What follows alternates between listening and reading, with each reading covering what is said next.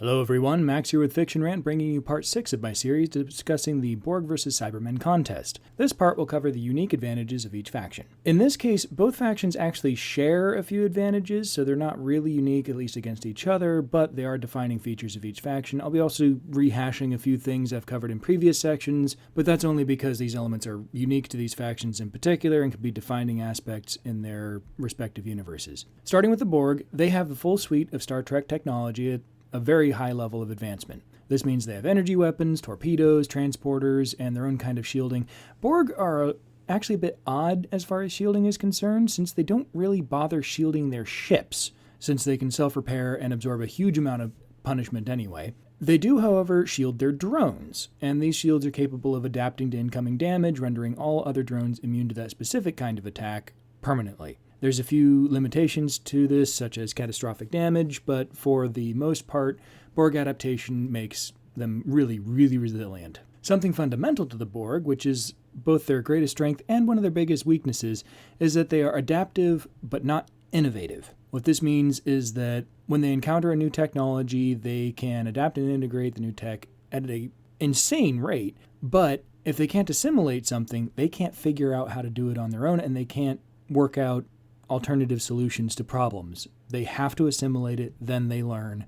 They don't invent anything. This was a big problem for them in Voyager when the Borg were being systematically destroyed by species 8472, which they could not assimilate, so they couldn't come up with any countermeasures to defeat the aliens until they struck a deal with Captain Janeway, who broke the Prime Directive again, to save the collective from this threat in exchange for safe passage across their space, which, as it turns out, species 8472 was actually the victims in this particular conflict. The Borg had fired the first shot, so it's perfectly reasonable for 8472 to be blowing up the Borg whenever they saw them. Yet, when Janeway got home with Voyager, she really should have been thrown in jail after the welcoming ceremony for all the stuff that she did during the series. She broke a lot of rules. Anywho, other technologies and abilities that the Borg have demonstrated include the Collective, which networks all Borg together so that what any one of them learns, all of them learn.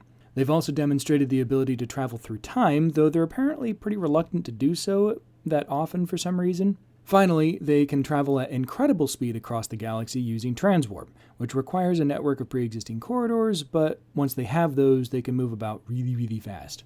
As for the Cybermen, as I've said in previous sections, documentation is really poor in Doctor Who. But since I'm taking a anything goes approach to this comparison, I'll talk about some of the things that they've been shown to do. First, they can upgrade the dead to make more Cybermen using cyberpollen. They can also adapt to incoming threats in very much the same way as the Borg do, though they have the advantage of being extremely hard to kill or destroy as a baseline, so whereas the Borg will lose several drones to a particular weapon before adapting and becoming immune, a single Cyberman can be pelted with attacks and then adapt mid-fight and suddenly be immune to further attacks.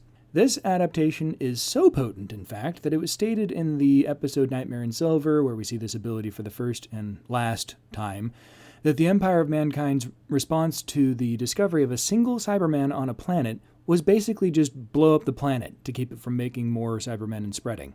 One of the more consistent elements of Cybermen is that they're basically indestructible to all but the most extreme measures. That is, small arms fire won't hurt them. But nuking their ship will kill all of the Cybermen on board. The exception to this has been gold, which basically just fries their circuits and kills them very easily. But it's a hard weakness to use because gold is relatively uncommon. Cybermen also have access to time travel technology, and unlike the Borg, they are quite willing to use it to their advantage all the time.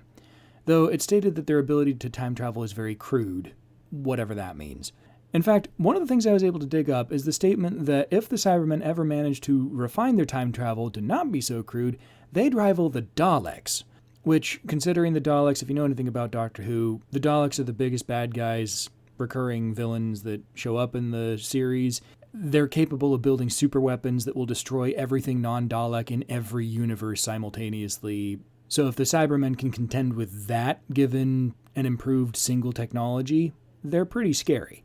A common element shared by both Cybermen and Borg is that they're pretty much slaves to logic, which helps them be very efficient, but especially for the Cybermen, this often becomes their downfall as the Doctor inserts some chaos into their ordered, logical world, and they basically just don't understand and freak out. Cybermen also have their own version of the collective, though it's much more limited. In any particular, Cybermen cell, they will have a cyber controller, which is basically a super smart Cyberman who coordinates everything and can network with his local area. But in all of the series, it seems that the control of a particular cyber controller doesn't extend that far, versus the collective is pretty much a galactic network. There's a range limitation on it, but the Borg go out of their way to make sure that everything is networked at all times, and in fact, if a particular drone is removed from the collective suddenly, it basically makes them go crazy because they can't hear their brethren anymore. Cybermen have also been shown to use what Doctor Who calls a transmat, which is basically a Star Trek transporter. Transmat capabilities vary from basically point-to-point transport, just like Star Trek transporters, to operating at interplanetary distances. So, for the sake of this comparison, I'm going to have to assume that the transmat can be used by the Cybermen to jump Cybermen from planet to planet without the need for a ship. An important difference I found between the Cybermen and Borg is that Cybermen are actually capable of innovation. I don't think they can adapt as quickly or effectively as the Borg. Like, they don't just inject nanites into something and suddenly they know how to do it. But they can actually invent things without having to steal it from somebody first. Aside from all that, Cybermen are pretty basic as far as sci-fi factions go. Basically, they're brains in robot suits that are really, really hard to kill. The rest is basically gravy. So there you go, my summary of the unique elements of Borg and Cybermen. I know I repeated plenty of stuff from other sections here, but I figured they were worth repeating. In any case, please let me know in the comments if I missed anything or downplayed the importance of something, and until next time, live long and prosper, and may the Force be with you.